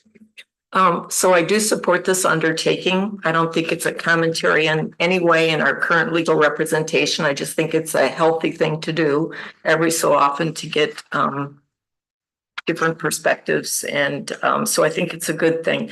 I have made some notes on here, which I'm happy to either share now, which could be laborious, or put them in a document that Shane could share with everybody, but they're not a lot of input. You wish to discuss, council, hear these verbally or not? I'm okay with your submitting those to Shane. I also am okay with that. That's not okay as well. Okay. They'll all come back to us anyway. This is just for discussion. If that's what you want, yeah. Are you okay with what she's got here? Because I think you should. Yeah, that would just be another meeting. I could get it out.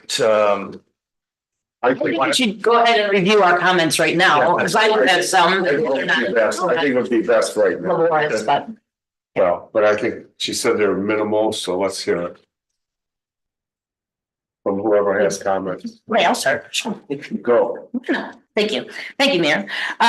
So as the discussion on city attorney legal services and what that looks like, I think city staff has done a good job of kind of laying out what the things are that we're looking for, what the scope of work is, what the specifications and qualifications and the proposal itself is. And it all seemed, I'm not an attorney, as I've said many times before. But I think from all appearances, I think that this is a fine format for proceeding forward with hiring or going under contract with another firm or individual that can provide the scope of public sector attorney legal services. But what I didn't really find in there is conversations or qualifications of quality. So I guess the question that I had is, what do we really want and expect out of legal counsel that we are not getting?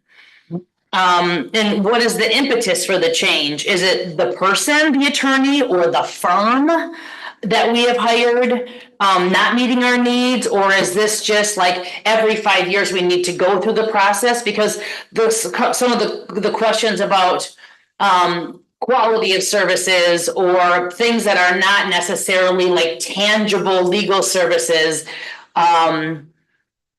I think should be brought up in the context of the discussion. We just recently had a ruling that came down from Judge Deegan, and we weren't necessarily caught with our legal pants down, but we didn't get a decision that was in favor of the due diligence that our attorney had done on behalf of the city. So how do you review a contract or a proposed new relationship that you're going to engage in when you're talking about the quality of services? And and those aren't necessarily covered in a contractual or legally binding document, but I think they're worthy of discussion. So I guess I'm just curious, having not gone through this process yet, as since I've been serving on city council, I'm just wondering where the context of quality services comes into play.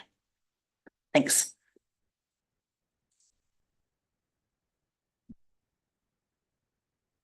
I guess do you have issues with the quality of service right now? I guess is that what you're I'm not saying that. I'm just saying, how do you beyond like the very like legal like description, scope of work, there are questions in terms of what we have received, and when you go to prepare to ask for services to be rendered again, are you wearing like a different hat or looking at it through a different lens other than like this legally binding contractual agreement?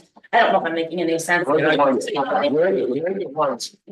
ones hiring the person. Correct. Yeah. So Shane is merely facilitating that for us, okay? Yes. So it's up to us to decide, what are we looking for in the next step?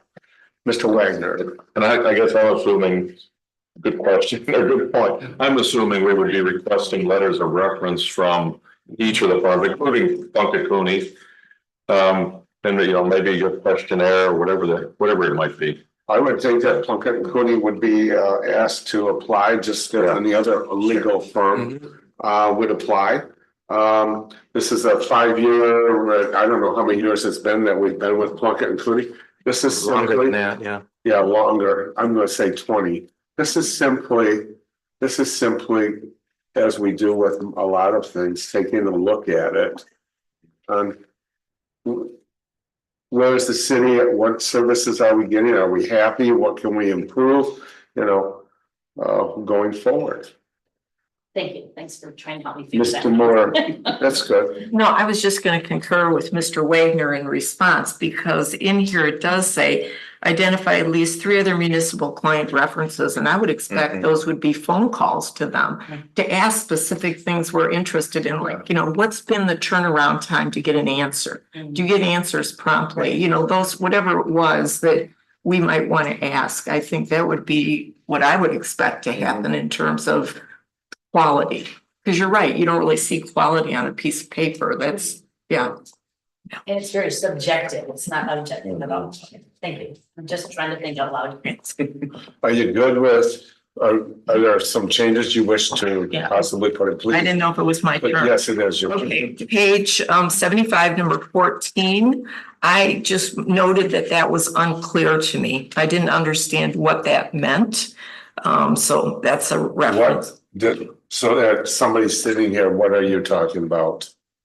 But define what you're not. It says review and approve or reject complaints on various issues by appropriate city employees alleging ordinance violations. I just didn't understand what it meant. So if we're going to leave that in there, I was letting others know it wasn't clear to me. Perhaps it's Okay. clear to others.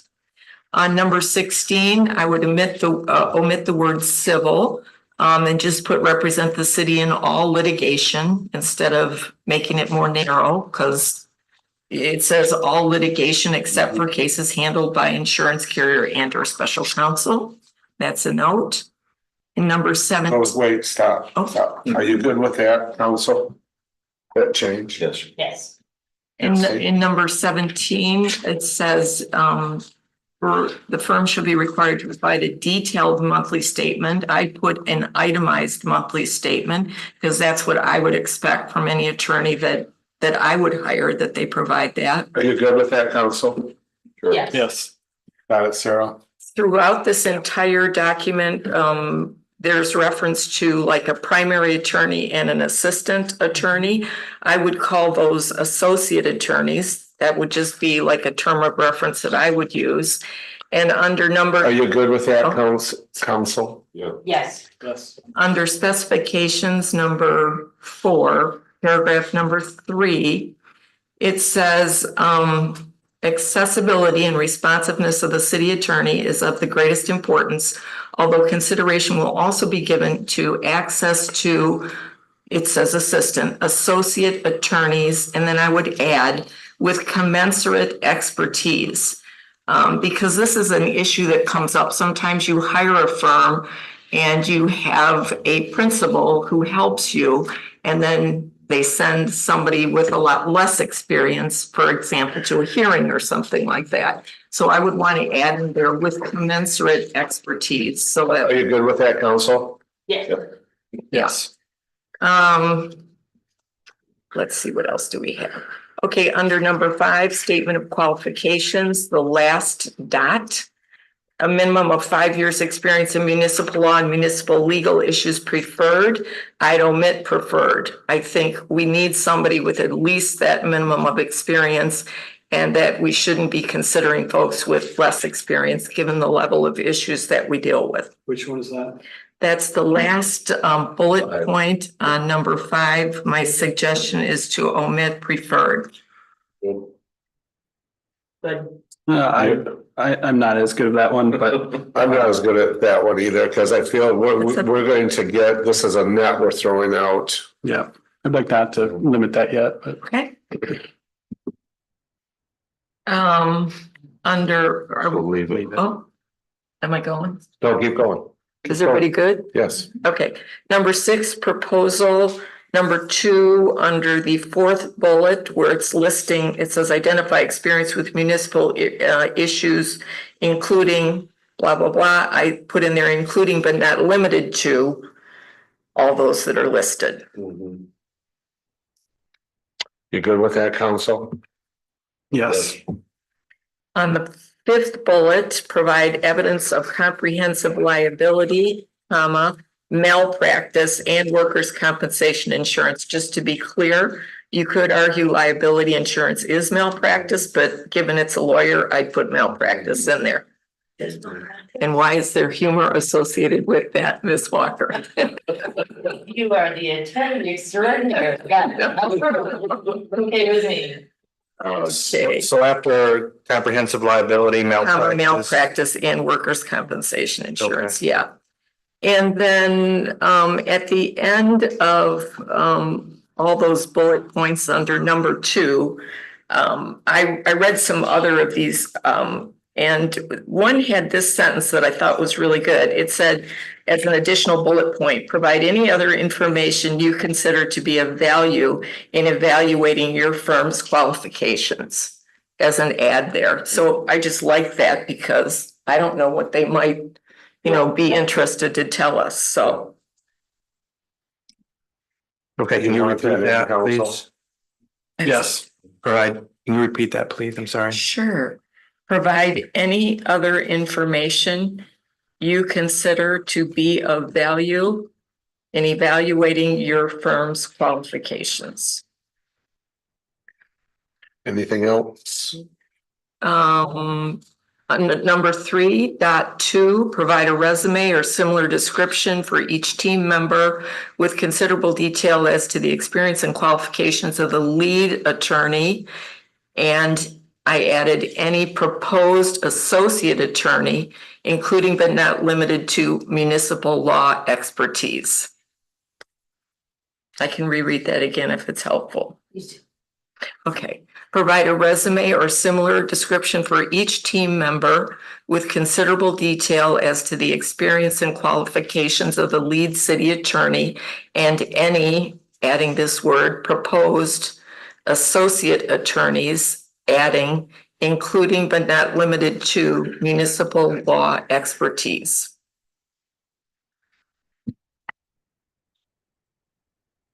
Support. You're good with that? You want that? Yeah, okay. Yes. And then I didn't really have a place to put this, but we might somewhere want to put in what the rate will be for the lead attorney versus associate attorneys, because there should be a difference. And so I don't know where that might get put in, but that's a suggestion.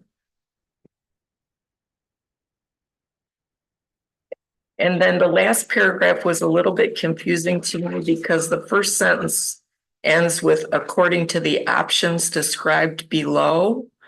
And I didn't understand what options were being referenced there.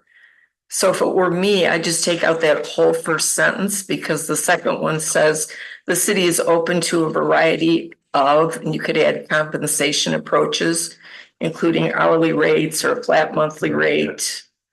So I would just leave out the first sentence and begin with that. And then I also didn't understand this sentence about best and final offer, which was the third sentence. Because then we go on to say we're going to reserve the right to negotiate terms. So I don't know how to really talk about this last paragraph. I just had some concerns. We'll just remove it. Just remove it. Oh, no, I think it's good. Just remove it. And that's, I think it's good to be in there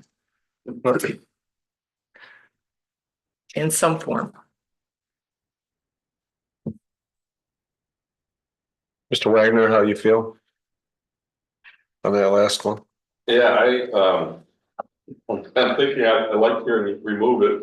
I'm thinking something that says, there might be something we don't know, but the street firms come in and they've got some unique compensation structure we haven't seen. They just need to be detailed in what they propose to us, including different rates for different levels of attorney and so on.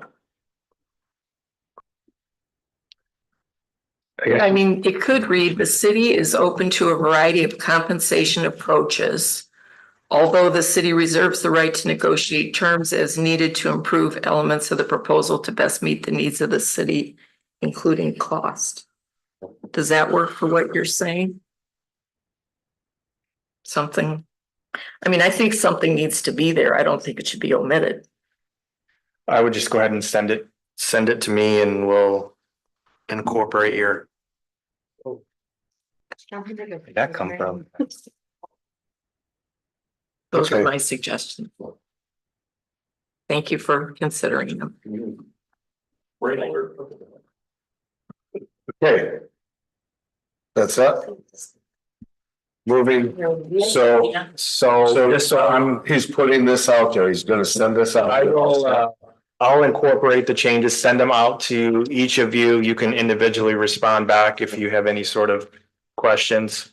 And obviously, we'll work, I just kind of threw out a date that there's no magic to that date that RFPs are due back by. We can play with that, but certainly you'll get all the submittals. You can decide who you would like to bring forward and talk or interview as needed, so.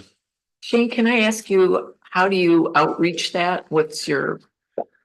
Yeah, so I will, I'll use the municipal league. Who else can I use? I was thinking maybe the municipal law section of the State Bar Association. Okay. Send it to their president to put out on their listserv. That's the Michigan Municipal Law I Association. think it's called government law or municipal law section of the State Bar. I can certainly. Yeah, that'd be helpful. Yeah, okay. Is that hail? Yeah, it's raining. Did you walk? Amy, no, I don't want to say it. Let me give you your items. Oh, Stop right 5 minutes.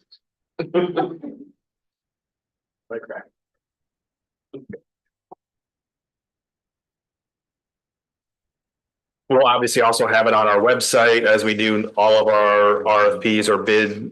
And then once you have it, you all can send it out to any and all interested parties as well.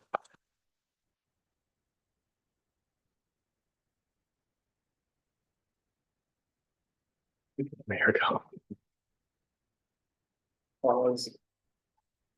Thank you for this, everybody. Yes.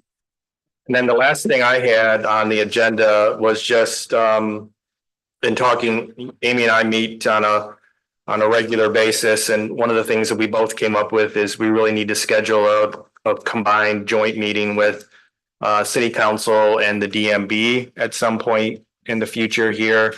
So trying to maybe look at schedules and see if we can pinpoint a date that we can pass on to the DMB to maybe facilitate a combined meeting.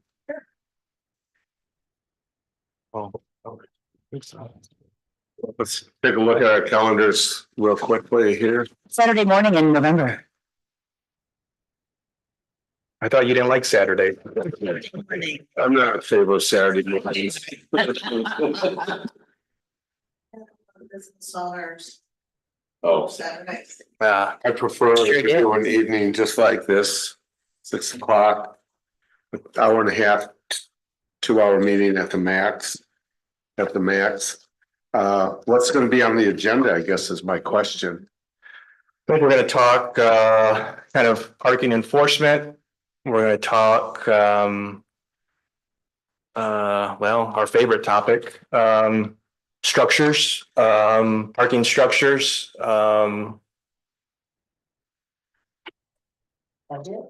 obviously budget, but the parking structure, it's been a little bit since we've brought this back forward to try to get some guidance on. We certainly want to be receptive to what you all want us to work on, but also don't want to, spin wheels either. So Right. I don't know, Amy, if you had other things. Well, I think how that started was talking about the priority RRC sites. Yes. And the ones that we have are currently in downtown. Yep. Are those the ones we want moving forward? So that was Mhm. ties into the parking structure discussion. Yep. I think also we may want to talk about the DDA TIF, which will go through 2036. We, aren't capturing that much. It's based on the original Petoskey Point development. Even if something were to happen next year, they're way into the timeline for capturing. And there's so many different TIF tools now that might be more advantageous to the site that maybe we talk about eliminating the TIF. Because there's only about $11,000, I think, 11 or 13, that would then go back to the taxing jurisdictions. So nobody gets any kind of windfall from it. Yeah. Okay, so let's pick a date, two or three, that she can go back and can talk to the downtown management board on possibilities. Well, I guess let's get going on this.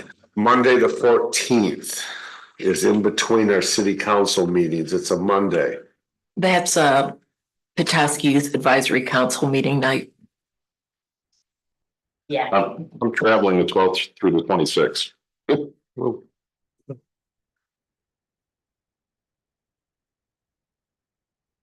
The 28th, I'm not available then. 29th. I'm good. Okay for me. It's okay for me. There's one possibility at the 29th of October, Tuesday. We would think, was 28th a possibility too, or just, no? No. 29th. 29th Tuesday, possibly. Okay. And we wouldn't be starting till 6, right? We would start at 6. Okay. City meetings start at 6. We'll bring something to snack on. Pizza. Food's important. Something like that. Yeah. Need be. Yeah. Need to feed them. Brain food. Okay, and then we need some more. I want to wait till after the election. Let's wait till after the election. November 11th is the next Petoskey Youth Advisory Council meeting, so. Well, About the 13th, 12th, 13th. 12th or the 13th. A Tuesday, the 12th, Wednesday, the 13th. Are both of those okay for them to look at? Yes. There we go. We've got three times, 3 nights. Let's see where they go with it and we'll go from there. How's that? So October 29, November 12, November 13th. Yes, so just kind of keep those open tentatively. And I'll respond back. We'll likely be able to pin this down next week at their meeting, and then I'll respond back. next week. Right? DMB next week? We need extra. Yeah. Yeah. So we'll get with them. On the 15th. Yep. So we'll hear after that. Appreciate All it. right. Very good. I'm impressed how fast that happened.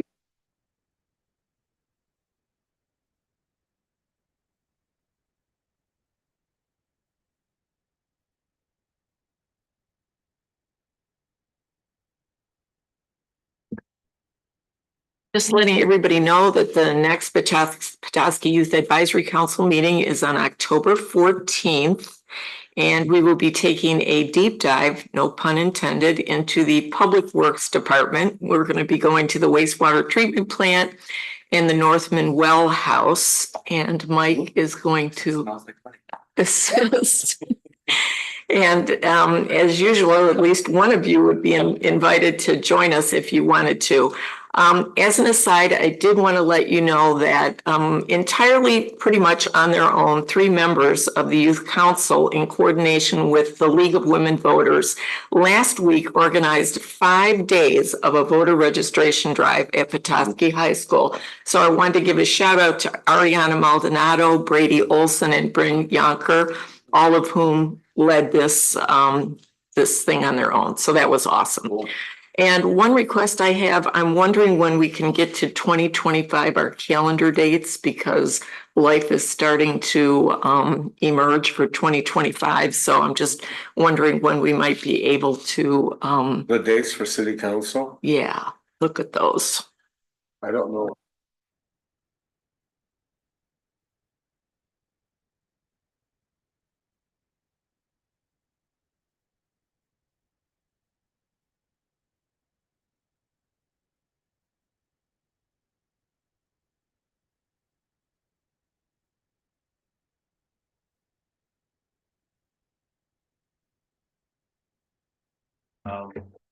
If we could, And we've got,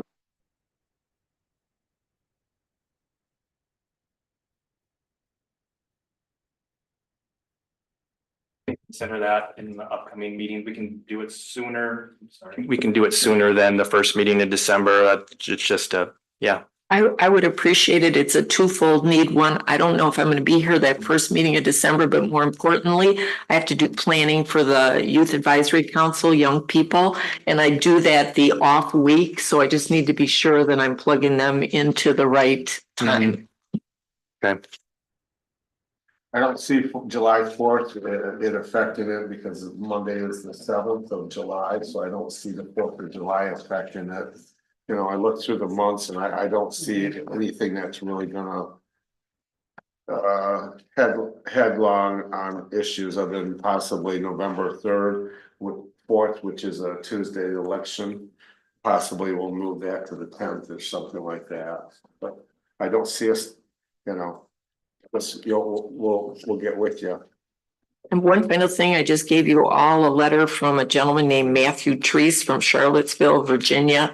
And he happened to stop into Warden Ice Gallery one day when I was there, and he really did a shout out for a lot of local places like the Perry Hotel, City Park Grill, Cormac's Deli, and had a lot of positive things to say about the city. So I just wanted to share that with all of you. Thank you. Wouldn't think I was looking at it. Ward 2, Mr. Shields. Thank you, Mayor. I would like to take a moment to make some personal comments about the terrible October 7th day and the terrible day or year that's followed. Making comments thinking globally and locally as an elected government leader, albeit at the lowest level in this country. I mourn the Israeli lives lost 1 year ago today, and grieve that our Jewish neighbors in Petoskey and the surrounding areas have had to live in a heightened level of fear, anxiety, and the threat of hatred and racism. I mourn the Palestine and Lebanese lives lost, that have been lost over the last year, and grieve the genocide that I see when I look at what has occurred in Gaza. I personally call on Senator Gary Peters, Senator Debbie Stabenow, candidates Mike Rogers and Alyssa Slotkin to support Senator Sanders, Senator Welch, and Senator Merkley's bill to stop sending U.S.-made weapons to Israel. That is what is required for there to be a ceasefire and what we need to keep us all safe. Thank you. Ward 3, Mr. Wagner. Thank you, Mayor. I want to compliment our Arts Commission on the thing I've heard the most about in the last 2 weeks, which is the tunnel. I've heard nothing but wonderful comments, rave reviews on social media and live, and people just saying thank you for the first project, and they're looking forward to more. It was fun watching that guy work. Thank you. Mr. Ware, Ms. Walker. Thank you, Mayor. I will second that emotion. My son happened to have his senior photos taken this week and we got photos in the tunnel. So he might be the first kid with senior photos in the tunnel. So very delightful. It is a beautiful tunnel, and to see the sturgeon and the Petoskey stones and a lot of native Lake Michigan fish represented there. It was really a true wonderful piece and so complimentary. And I can't wait to see what the Arts Commission comes up with next in the future. So very exciting. I also would like to say thank you, Derek, for mentioning what happened on 10/7 and making our neighbors here feel safe, because it is such a big issue for our Jewish brethren here in northern Michigan, and making sure that they do feel safe in our community and they are not the brunt of that racism and that anti-Semitic behavior and actions. I would like to mention that historically, for the past 2 years, the City Council has done a resolution on Indigenous Peoples' Day. It happens to fall this year on a Saturday. Is that right? I don't know if that was on a Monday. Is it not the 12th, or maybe it's the 14th? 14th. So that being an off week for City Council, I was hoping and maybe hopeful that we would be able to do an Indigenous Peoples resolution for the following meeting on that Monday, October the 21st. I don't have a problem doing that. Okay. We'll put it on the agenda. Okay. Got it? And lastly, my mom and couple of local friends had the opportunity to finally go on the ferry this year. And we ended up doing the ferry that was the last fall trip last Saturday, and it was delightful. So if none of you had a chance to go on the ferry yet, I feel a little embarrassed that we haven't done that yet, but it was a delightful trip, and there was local folks and people from out of town. So it was really just a wonderful opportunity to traverse our bay and get to see that changing in the fall color. And I got to enjoy it with my 85-year-old mother and my 2.5-year-old granddaughter. And it was really delightful. So feeling so privileged to be able to live in this area and get to experience Lake Michigan from the water, not from the harbor or the Petoskey side of things, but right in the middle of the old bay. So thank you so much. And I guess I'd like to bring up not just the water taxi, but also consider, if you haven't been on the trolley going around town, you've missed out on an opportunity. I think it's a fantastic opportunity to see the city, but also sit next to people that are here for the first time and listen to them talk about wows and, oh, look at that. So that was a great experience. And we will be coming. I've asked Shane to put a number of amount for the Arts Commission. We are still building. We have a grant writer. We have a coordinator that we're working with Crooked Tree to help do the paper piece of this. But I'm going to be coming and asking that you consider in the budget for next year a sum of money that will help support art at this point. It's still in the building process. We are going to do a 3 and a 5 year. We're doing a 3 and a 5 year art plan starting on Thursday, where we will be taking a look at some areas. Carpooling, actually, somebody has got us a bus to ride in from Nubs Knob. So we'll be going with Kendall. Several people have sent in ideas of art locations for sculpture as well as murals. So we'll be moving forward, but I hope that council will support this effort. I see this as something that eventually will take off and fly on its own through funding. But I think we need to support it to continue to birth this great thing. If you haven't been in the tunnel, by all means, go there. I've never had so many emails, texts, calls about that. I wish they would text me on a lot of other things, but hey, make sure to enjoy Petoskey as it is.